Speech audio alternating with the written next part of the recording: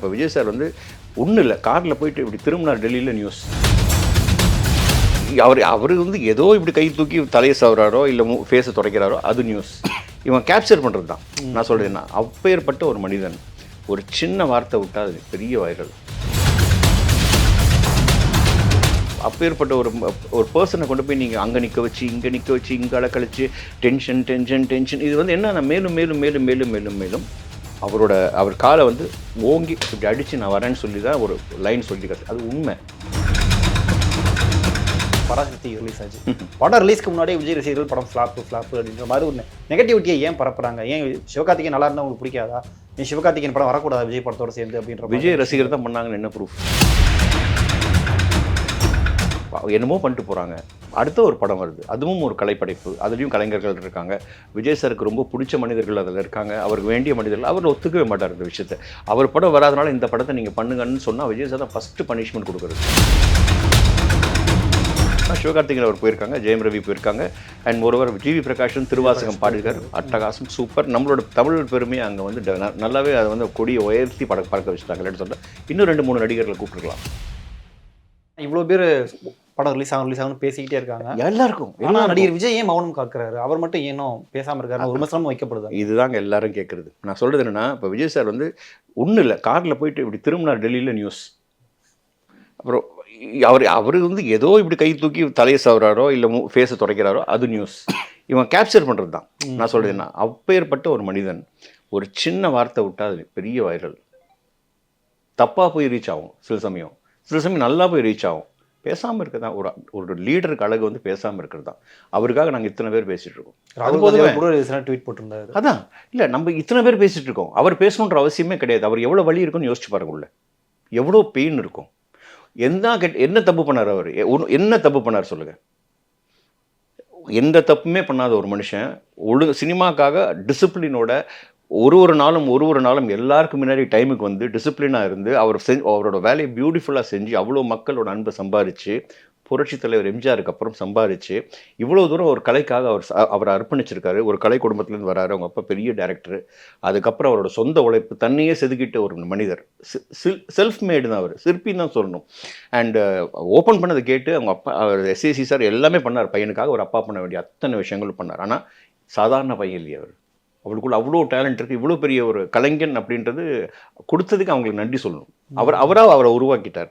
அந்த மாதிரி ஒரு மனுஷனை வச்சுக்கிட்டு போயிட்டு எனக்கு வந்து அவர் இங்கேருந்து கேஸுக்காக டெல்லி போகிறதும், அவர் என்ன தப்பு பண்ணார்? மக்களை சந்திச்சாங்க. அது பேச வேணாம் பாருங்க, கோர்ட்டில் கேஸ் இருக்குது, நான் அதை பேசக்கூடாது, தப்பு. எங்கள் லீடர் அவரையே பிடிக்காது நான் பேசினாவே.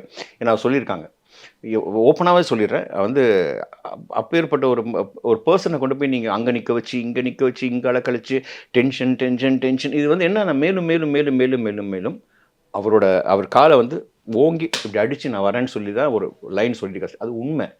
அதை வந்து இன்னும் ஒரு நாள் ஸ்ட்ராங் பண்ணிகிட்ருக்காங்க. அது வலுவாயிட்டே போகுது. அந்த அடித்தளம்னு சொல்லுவாங்க, பயங்கர வலுவாயிட்டே போகுது. மக்களோட அன்பு ஆதரவு பெருகிட்டே போகுது. விஜய் சார் வந்து ஜஸ்ட் நார்மலாக ஒரு ஆக்டராக பார்த்தவங்க எல்லாம் இன்றைக்கி அரசியல் பேச ஆரம்பிச்சிட்டாங்க. யங்ஸ்டர்ஸ் எல்லாம் அரசியல் பேசுகிறாங்க. எல்லோரும் நான் இங்கே வரேன், நான் வரேன்னு சொல்லும் போது ஒரு பெரிய கடலுக்கு வந்து உங்களுக்கு லிமிட்டே கிடையாது, போயிட்டு தான் இருக்கும்.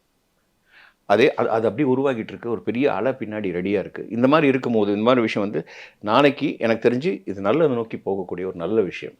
பண்ணுங்கள், எவ்வளோ தூரம் பண்ண முடியுமோ பண்ணுங்கள். நல்லவனுக்கு நல்லதே நடக்கும். இதுதான். இது வந்து ஆக்சுவலி விஜய் சார் சொல்கிற பஞ்ச் லைனோ இதில் டைலாக் கிடையாது. அதில் நான் 1008 உன்னதமான டிவைன் மீனிங் அதில் இருக்குது. ஸ்பிரிச்சுவல் நம்பர் உங்களுக்கு நல்லதே நடக்கும்னா அது பாசிட்டிவிட்டி. கடவுளை நம்பாதவங்க கூட நல்லதே நடக்கும்னா கூட பாசிட்டிவிட்டி. அவங்களுக்கும் இந்த வார்த்தை வந்து பெருசாக இருக்கும்.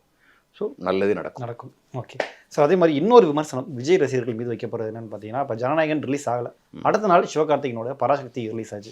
படம் ரிலீஸ்க்கு முன்னாடியே விஜய் ரசிகர்கள் படம் ஃப்ளாப்பு அப்படின்ற மாதிரி ஒரு நெகட்டிவிட்டியை ஏன் பரப்புறாங்க? ஏன் சிவகார்த்திகேயன் நல்லா இருந்தால் உங்களுக்கு பிடிக்காதா? ஏன் சிவகார்த்திகேயன் படம் வரக்கூடாது விஜய் படத்தோடு சேர்ந்து அப்படின்ற? விஜய் ரசிகர் தான் பண்ணாங்கன்னு என்ன ப்ரூஃப்?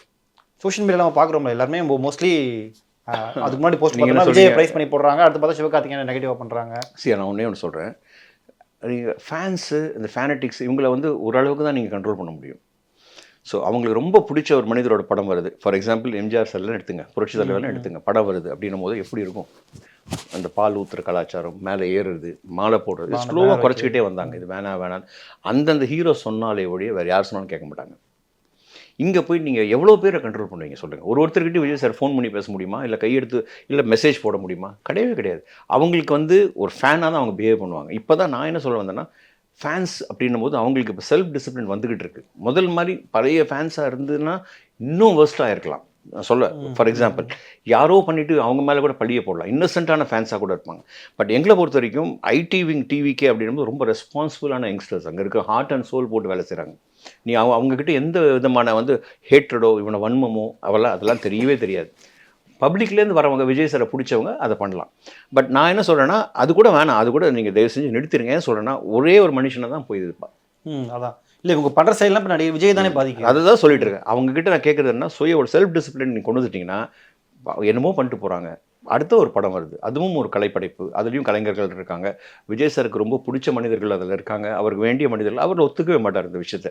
அவர் படம் வராதனால இந்த படத்தை நீங்கள் பண்ணுங்கன்னு சொன்னால் விஜய் சார் தான் ஃபஸ்ட்டு பனிஷ்மெண்ட் கொடுக்குறது. ஸோ அது அவர் ரசிகர்களுக்கு நிறைய தெரியும். பட் இருந்தாலும் அதை தாண்டி அவள் மேலே இருக்கிற லவ்வில் பண்ணுற சில விஷயங்கள் வந்து பெருசாகி அவர் பாதிக்குது. பட் இனிமேல் அது நடக்காது. ஏன் சொல்கிறேன்னா டிசிப்ளின் வந்துடும். ஏன்னா இவரே சொல்லிட்டு இருக்காரு, யாரையும் திட்டக்கூடாது, யாரையும் நோக்கடிக்காதீங்க, தப்பாக பேசாதீங்க, கோவமாக பேசாதீங்க, நம்மளுக்கு டைம் இல்லை, நம்ம முன்னே நோக்கி போயிட்டு இருக்கோம், நல்லது நோக்கி போயிட்டு இருக்கோம். இந்த பக்கம் திரும்பி இவருக்கு பதில் சொல்லிட்டு இருக்கணும், இவருக்கு பதில் சொல்லிட்டு இருக்கணும், வேணாம். நம்மளோடது என்ன நோக்கு, மக்களுக்கு செய்ய போகிறோம், நம்ம ஜெயிக்கணும். அதுக்கு என்ன வேலை, ஏகப்பட்ட வேலை இருக்குது. பூத் இருக்குது, நம்ம கேம்பெயினிங் இருக்குது, கேண்டிடேட்ஸ் இருக்காங்க. நம்ம அடுத்தது என்ன பண்ண போகிறோம், வந்துட்டா ஜெயிச்சு வந்து நம்ம என்ன பண்ண போகிறோம், ஜெயிக்கிறதுக்காக நம்ம என்ன, இதுதான் நம்மளோட ஃபோக்கஸ். ஸோ மக்களே ப்ளீஸ், விஜய் சாரை பிடிச்சவங்க அத்தனை பேருக்கு சொல்கிறேன், உலகளாவிய ப்ளீஸ் டோன்ட் டூ. வன்மம் வேண்டாம். நம்மளுக்கு வந்து நல்லது நடக்கும், மற்றவங்களுக்கும் நல்லது நடக்கட்டும், அவ்வளோதான். இந்த பராசக்தி படத்துடைய மூவ் எப்படி சாப்பிட்றீங்க? ஏன்னா படம் ரிலீஸ் ஆகிறதுக்கு முன்னாடி வரைக்கும் அது டிஎம்கே படமாக பார்க்கப்பட்டது, அவங்களுடைய கேம்பெயின் படமாகவும் பார்க்கப்பட்டது. ஆனால் படத்துக்குள்ளே காங்கிரஸ்க்கு அகேன்ஸ்டாக சில விஷயங்கள் பண்ணியிருக்காங்க அப்படின்னு அது ஒரு கான்ட்ரவர்சி ஆச்சு. இப்போ ரீசெண்டாக பார்த்தா பொங்கல் விழாவுக்கு பிரதமர் மோடி அழைச்சிருக்காரு, அங்கே போய் பார்த்தா படக்குழு அங்கேயும் போயிருக்காங்க. ஸோ கிட்டத்தட்ட ஒரு 2-3 கட்சிகள் இன்வால்வ் ஆன மாதிரி இருக்குது. எப்படி பார்க்குறீங்க நீங்கள்? இதை விஜய் ட்ரிகர் பண்ணுறதுக்காக பண்ணுறாங்களா? இல்லை, நான் என்ன சொல்கிறேன்னா, இல்லை ஒருத்தர் ட்ரிகர் பண்ணுறதுலாம் கஷ்டம். அதாவது விஜய் சாரை ட்ரிகர் பண்ணுறதுலாம் நடக்கவே நடக்காது. அவர் யாரையுமே, அவர் நார்மலாகவே நல்ல குவைட்டான ஒரு மனிதர், நிறைய யோசனைகள். அவரை ட்ரிகர்லாம் யாரும் பண்ணவே முடியாதுங்க. பண்ணானா பண்ணுறவன் தான் முட்டாள். ஸோ இது வந்து என்னென்னா, பராசக்தி அதுவும் நல்லா ஓடணும் தான் நாங்கள் எல்லாருமே நினச்சோம். நல்ல படம், எங்களுக்கு பிடிச்ச கலைஞர்கள் அதில் இருக்காங்க. ஃபார் எக்ஸாம்பிள் ரவி மோகன் sir and Atharva and Sivakarthikeyan, Sudha Kongara ஒரு கலைஞர், நல்ல டைரக்டர், நல்ல ஹிட் படம் கொடுத்தவங்க. அண்ட் மோரோவர் வந்து ஆகாஷ் பாஸ்கர்ன்ற ஒரு புது தயாரிப்பாளர் சினிமாவுக்கு போகணுங்க. அப்போ தான் சினிமா ஆரோக்கியமாக இருக்கும். ஸோ அவங்க யாருமே நான் சொல்ல, பராசக்தினாவே ஆரம்பத்தில் வந்து கலைஞர் வசனத்தில் வந்ததுனால அது டிஎம்கே படமாக மாறிச்சு. அது ஆக்சுவலி பார்த்தீங்கன்னா நீ இப்படி கூட சொல்லலாம், நடிகர் திலக படம் கூட சொல்லலாம். நடிகர் திலகத்தோட முதல் படம் கலைஞர் வசனத்தில் வந்த படம். ஏன் நீங்கள் பர்டிகுலராக ஒரே ஒரு சாயம் அதில் பூசவே அவசியம் இல்லை. ஜஸ்ட் பிகாஸ் இது வந்து ரெட் ஜெயிண்டோட ப்ரொடக்ஷன் இருக்குது அப்படின்னும் போது இது வந்து டிஎம்கே படமாக இருக்கும், இதுக்கு ஏத்தாப்பில் இப்படி வரதுனால அது ஒன்று அப்படி நினச்சி அப்படி ஒன்று பேசுகிறாங்க. நான் என்ன சொல்கிறேன்னா, நான் ஒரு காமன் மேன், அதாவது பொது மனுஷனை நான் என்ன சொல்கிறேன் அப்படின்னா, ரெட் ஜெயின் தயாரிக்கிறாங்க, அதில் அவங்க 3 பேர் இருக்காங்க. அதுலேருந்து தான் ரவி மோகன் ட்வீட்டும் பண்ணார். ஆமாம், விஜய் சார் சப்போர்ட்டும். அதுக்கு இதுக்கு சம்மந்தம் யாரும் தடுக்க போகிறது இல்லை. இது அவங்கவுங்க சுய டிசிஷன்.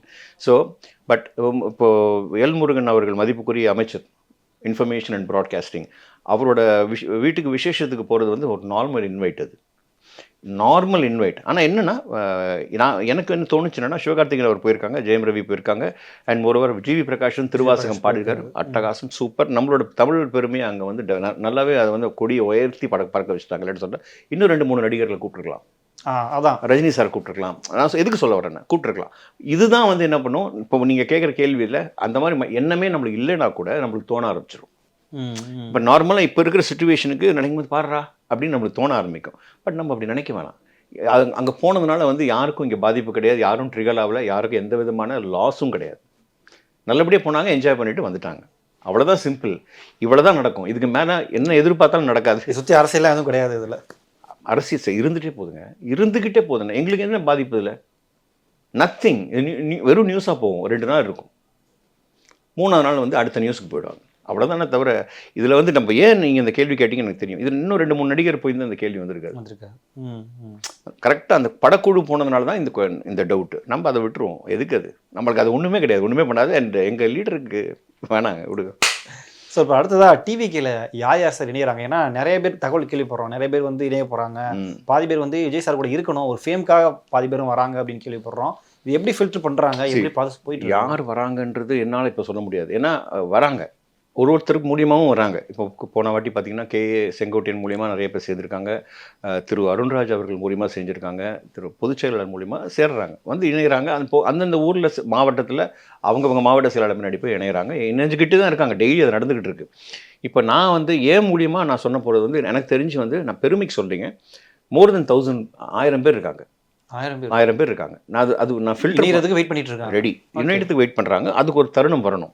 ஸோ நான் என்ன சொன்னேன்னா, டிவிக்கே வந்து போனவங்க எல்லாரையும் தூக்கி உள்ள அப்படி வச்சுக்கும் அப்படின்றதெல்லாம் கிடையாது. அது சட்டம் இருக்கு, கட்டமைப்பு இருக்கு. அண்ட் அது வந்து பொதுச் செயலாளர் அவரோட கண்ட்ரோல். அவர் என்ன பார்த்து பண்றாங்களோ அதான். அண்ட் அவரும் வந்து வரவங்க எல்லாத்தையும் எடுக்கிற ஆள் ரொம்ப சிம்பிளான மேன், ஒரு ஹம்பிளான மேன். அண்ட் ஒரு நார்மலாக ஃப்ரண்ட்டில் போனால் ஒரு சின்ன டேபிள் ஸ்டூல் போட்டு உட்காந்துருப்பார். எந்த பந்தாக இருந்தால் எதுவுமே கிடையாது. அப்படி தான் வந்து அவங்க எலைட்டான ஆளுங்க வந்து பார்க்க மாட்டாங்க. நிறைய பணம் தரேன் சார், நான் வரேன் சார், அப்படிலாம் வந்து அங்கே சான்ஸே இல்லை. விஜய் சார் போய் 2 ஃபோட்டோ எடுத்துக்கணும், விஜய் சார் கட்சியில் நான் இருக்கேன், விஜய் சார் நான் பேசுகிறேன், அதெல்லாம் நடக்கவே நடக்காது. போனால் மக்களுக்காக நீ என்ன பண்ண போகிற, நீ என்ன பண்ணியிருக்க இதுக்கு முன்னாடி, உன்னோட ட்ராக் ரெக்கார்டு என்ன பண்ணி, இங்கே வந்தால் இதுதான் போஸ்டிங். எதுவுமே கேட்டு வரவங்களுக்கு அங்கே ஒன்றுமே கிடையாது. போஸ்டிங் எனக்கு கிடச்சிடும்னு எதிர்பார்த்தீங்கன்னா தப்பாயிடும். எதிர்பார்ப்பு இல்லாமல் மைண்டை ஃப்ரீயாக வச்சுக்கிட்டு நான் வேலை செய்கிறேன் சார், இப்போ எலெக்ஷன் வரப்போகுது, உண்மையாக நீங்கள் மக்களுக்கு செய்யணுன்றதுக்காக வரீங்க, அவங்களுக்கு நல்லது செய்யணும் அப்படின்ற ஒரே நோக்கத்தை நாங்கள் உங்கள் கூட நிற்கிறோம் அப்படின்றவங்க தான் அங்கே இருக்க முடியும். போஸ்டிங்காக அப்புறம் இந்த பேரை வச்சுட்டு வெளியே போய் ஏதோ ஒன்று பண்ணி கட்சி பேரை கெடுக்கிறது, இதெல்லாமே ஃபில்டர் பண்ண ஆரம்பிச்சிட்டாங்க. ஏன்னா 2-3 இன்சிடென்ட் நடந்துச்சு. அதனால் அது டெஃபினட்டாக ரொம்ப ஸ்ட்ரிக்டாக இருப்பாங்க அதில். ஆனால் நான் வந்து கொண்டு போகிறது நானே முதல்ல ஃபில்டர் பண்ணி தான் கொடுப்பேன். நம்ம வேலை என்ன சார், நான் என்னென்னா வந்து ஆள் எடுக்கிற ஆள் ஏஜென்ட் கிடையாது. நம்மளோட நலம் விரும்பி, என்னோட நலம் விரும்பி இல்லை, விஜய் சாரோட நலம் விரும்பி, அதனால் பாலிடிக்ஸில் வரணும்னு ஆசைப்படுறவங்க, நிறைய செஞ்சவங்க இப்படி தான் செலக்ட் பண்ண. நான் சொல்கிறது உனக்கு கேட் ஓப்பன் பண்ணி கொடுக்குறேன், பொதுச் செயலாளர் டேபிளில் நான் வைக்கிறேன், அவங்க யாரை பார்த்து கூப்பிடுவாங்க. ஆனால் உடனேலாம் ஜாயின் பண்ணணும். அதுக்குன்னு ஒரு டைம் இருக்குது, அதுக்குன்னு ஒரு வெயிட்டிங் பீரியட் கொடுப்பாங்க, நிறைய விஷயங்கள் உள்ளே இருக்குது. ஸோ இது ஆனால் வந்துக்கிட்டே இருக்காங்க சார், வந்துக்கிட்டே இருக்காங்க. அது ஸ்டாப்பே கிடையாது. ஒரு நல்ல இடம் அப்படின்னு தெரிஞ்சது, உன்னதமான இடம். இந்த இடத்துல நம்ம ரொம்ப பெரிய விஷயம், நம்ம நல்லது செய்ய போகிறோம், ஒரு நல்ல லீடர் அவரோட கைடன்ஸில் பண்ண போகிறோம்னு நினைக்கும் போது ஆட்டோமேட்டிக்காக வராங்க. ஏன்னா மற்ற இடத்துல போனீங்கன்னா உங்களுக்கு வந்து அரசியல் நிறைய இருக்குது, நிறைய பாலிடிக்ஸ் இருக்குது, நிறைய விஷயங்கள் நம்ம கண் கூட டெய்லி டே டு டே பார்க்குறோம். அதெல்லாம் இருக்காதுன்றது விஜய் சார் சொன்னது ஒரு நல்ல விஷயம். அது ஆணித்தரமாக மக்கள் மனசில் பதிஞ்சதுனால தேர் வந்துகிட்டே இருக்காங்க. ஸோ நானுமே கண்ட்ரோல் தான் பண்ணுறேன். நான் எல்லார்ட்டையும் அதுதான் சொல்கிறேன், ஓப்பனாக சொல்கிறேன். எதிர்பார்ப்பு இல்லாமல் வாங்க. எதிர்பார்ப்போடு வந்தீங்கன்னா நீங்கள் கடைசியில் வந்து திருப்பி டிசப்பாயிண்டடாக திருப்பி வரணும். நல்லது செய்யணும், இதை மட்டும் மைண்டில் வச்சுங்க. எனக்கு இது கிடைக்கும், நான் இவ்வளோ சம்பாதிக்கலான்றது சான்ஸே கிடையாது. ஏன்னா நிறைய பேர் என்ன சொல்கிறாங்க, 200 கோடி விட்டு வந்துட்டார்ல, என்னது 200 கோடி விட்டு வந்துட்டார், 2000 கோடி சம்பாதிப்பாருங்க, அவர் 2 லட்சம் கோடி. அப்போ அரசியல் அப்படின்னா சம்பாதிக்க மட்டும்தான் அரசியலா? நான் கேட்குறேன். கிடையாது. அரசியல் இருந்து தலைவர்கள் எவ்வளோ நல்ல தலைவர்கள் நம்ம பேரை சொல்லலாம். கக்கனையா சைக்கிளில் வந்துட்டு இருந்தார், அவர் ஹாஸ்பிட்டலில் எப்படி இருந்தார், ஜிஹெச்சில். பேரறிஞர் காமராஜ். ஸோ எக்ஸாம் சொல்கிறேன், அறிஞர் அண்ணா, இந்த எல்லாருமே சொல்கிறேன், புரட்சி தலைவராக இருக்கட்டும், கலைஞராக இருக்கட்டும், அம்மா, இது வரைக்கும் நீங்கள் எடுத்துட்டிங்கன்னா நிறைய தவறுகள் நடந்திருக்கலாம். எல்லா பீரியட்லேயுமே தவறு நடந்திருக்கு. இந்த கட்சி தான் பர்ஃபெக்ட் நம்ம சொல்லவே இல்லை. இதெல்லாம் வந்து டூஸ் அண்ட் டோன்ட்ஸ். இதெல்லாம் வந்து ஒரு 30 வருஷமாக விஜய் சார் ஸ்டடி பண்ணுறாங்க, பார்க்குறாங்க. மக்கள் பண்ணிக்கின்னா அவர் வாங்குகிற முதல் சம்பளத்தில் வந்து சாரி வாங்கி கொடுக்குறாரு. முதல் சம்பளம் நான் சொல்கிறது நாணய தீர்ப்பில். ஸோ அந்த செய்யணுன்ற எண்ணம் உள்ளுக்குள்ளே இருக்குது. ஒருத்தர் சொல்கிற மாதிரி என் படத்தை நீ 33 வருஷமாக பார்த்துட்டு இருக்கனால நான் உனக்கு செய்கிறேன் அப்படி சொல்லவே இல்லை அவர். என் படத்தை நீ பார்த்த, அதனால் நான் உனக்கு வந்து சிஎம் ஆகி உனக்கு பண்ணுறேன் அப்படி ஏதாவது சொன்னார் அவர்? இல்லை, மக்களுக்கு நல்லது செய்யணும் அப்படின்னும் போது அவர் தான் லீடர் ஆக முடியும். அவருக்கு தான் வந்து மக்களோட செல்வாக்கு ஜாஸ்தி, மக்களோட அன்பு அவர்கிட்ட தான் இருக்குது. ஸோ அவர் தான் அங்கே லீடருக்கான பொசிஷன் வந்து விஜய் சார் தான். ஒரே ஃபேஸ் தான், அவரை வச்சு தான் கம்ப்ளீட் தாவேக்கா, அந்த ஒரு முகம். அப்படின்னும் போது மக்கள் அன்பு இருக்கும்போது அந்த இடத்துல நீ வந்து கரெக்டாக உண்மையாக இருந்தால் தான் வந்து அங்கே இருக்க முடியும். அதனால் வந்து அதை ஃபில்டர் பண்ணி அவங்க ஃபில்டர் பண்ணிப்பாங்க. நம்ம என்ன சார், இவங்களாம் ஆசைப்பட்றாங்க, இவங்களாம் வரேன்றாங்க, செய்கிறேன்றாங்க, இவங்க இதுக்கு முன்னாடி இதுதான் ட்ராக் ரெக்கார்டுன்னு கொடுத்துடலாம். ஏன்னா எலெக்ஷன் இன்னும் 4-5 மாதங்கள் தான் இருக்குது. அதுக்குள்ளே பண்ணுவாங்க டெஃபினட்டாக, அதுக்குள்ளே பண்ணிடுவாங்க. அதுக்குள்ளே இன்னொரு ஐ திங்க் இன்னும் ஒரு வாரத்தில் நம்ம ஜெனரல் செக்ரட்டரி மீட் பண்ணிடுவோம், பொதுச்செயலாளர் மீட் பண்ணிடுவோம். அண்ட் கேஎஸ்கிட்டையும் நம்ம பேசிக்கிட்டு இருக்கோம், செங்கோட்டையன் அவர் கூடயும் பேசிட்டு இருக்கோம். நடக்கும் எல்லாமே கொஞ்சம் கொஞ்சமாக. ஒன்றே ஒன்று தான் எனக்கு என்னென்னா, எங்கள் லீடருக்கு ஒரு ரிலீஃப் கொடுத்துட்டாங்கன்னா போதும், வேறு ஒன்றுமே இல்லை. அவர் மைண்ட் ஃப்ரீ ஆகிட்டு இதெல்லாம் முடிச்சு நல்லபடியாக வந்து படம் வந்துட்டு அப்புறம் இப்போ அந்த டெல்லியில் இருக்கிற அந்த விஷயங்களும் நல்லபடியாக முடிஞ்சு வந்துட்டாங்கன்னா அவரும் மைண்டும் ஃப்ரீ ஆகிடும். அதான். Okay sir. ஸோ கூடி சீக்கிரம் எல்லாருக்குமே ஜனநாயகம் ரிலீஸ் ஆகும் அப்படிங்கிறது தான் மிகப்பெரிய ஜனநாயகம். எனக்கு தெரிஞ்சு நான் பாசிட்டிவாக சொல்கிறேன், ஜனநாயகம் வந்துடலாம் கூடிய சீக்கிரம். வந்துடலாம் 25க்குள்ளே வரலாம். நான் சொல்கிறது என்ன, நாங்கள் ஒரு மைண்டில் ஒன்று வச்சுருப்போம், நம்ம ஒன்று ப்ரேயர் பண்ணிகிட்டு இருப்போம் இது வரணும்னு. ஸோ எங்களுக்கு வந்து டக்குன்னு ஒரு ஸ்பார்க் மாதிரி ஒரு டேட் வரும். அந்த டேட்டு தான் நான் சொல்கிறது 25க்குள்ளே வந்துடலாம். மற்றதெல்லாம் அவங்க கையில் இருக்குது. ஓகே, நியாயம் ஜெயிக்குங்க, அவ்வளோதாங்க. அவ்வளோதான் சார். ஸோ உங்களோட கருத்துக்களை பகிர்ந்துக்கிறதுக்கு ரொம்ப நன்றி சார். தேங்க்யூ.